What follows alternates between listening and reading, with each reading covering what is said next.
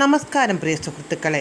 ഇന്ന് 2024 ജൂലൈ 8 തിങ്കൾ. മലയാള മനോരമ ദിനപത്രത്തിൽ നിന്നും വായിക്കുന്നത് ഷാഹ്നാസ്.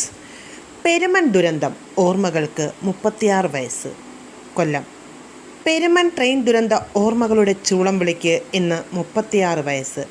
1988 ജൂലൈ 8 ഐലൻഡ് എക്സ്പ്രസ് പെരുമൺ പാലത്തിൽ നിന്നും അഷ്ടമുടിക്കായലിലേക്ക് മറിഞ്ഞത്. യാത്രക്കാരും രക്ഷാപ്രവർത്തകരുമടക്കം 105 പേരുടെ ജീവനാണ് നഷ്ടപ്പെട്ടത്. 100 കണക്കിന് ആളുകൾ ജീവിക്കുന്ന രക്തസാക്ഷികളായി. ദുരന്തത്തിന് കാരണം ചുഴലിക്കാറ്റെന്ന് ടൊർണാഡോ റെയിൽവേ അടിവരയിട്ടുറപ്പിച്ചു. എങ്കിലും അങ്ങനെയൊരു കാറ്റ് വീശിയോ എന്ന ചോദ്യം ജനമനസ്സുകളിൽ ബാക്കിയായി. ദുരന്ത കാരണം കണ്ടെത്താൻ ഒട്ടേറെ പേർ അന്വേഷണത്തിന് എത്തി. കാരണങ്ങൾ പലതും കണ്ടെത്തിയെങ്കിലും ടൊർണാഡോയെ കൂട്ടുപിടിച്ചായിരുന്നു റെയിൽവേയുടെ മറുപടി.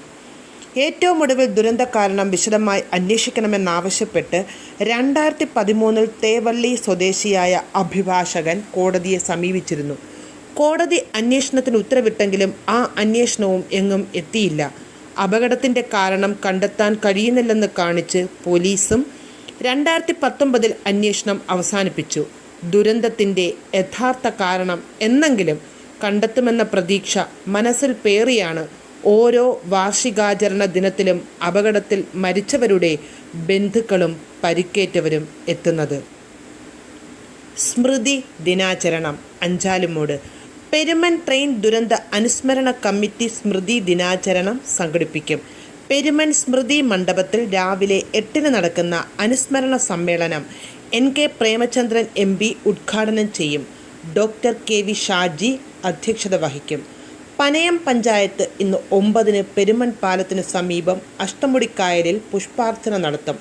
തുടർന്ന് ചേരുന്ന അനുസ്മരണ സമ്മേളനം panchayat president doctor K Rajasekharan ഉദ്ഘാടനം ചെയ്യും. കോടതി ഉത്തരവിട്ടെങ്കിലും ആ അന്വേഷണവും എങ്ങും എത്തിയില്ല.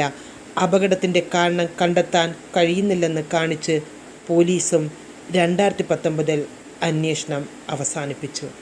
നന്ദി, നമസ്കാരം.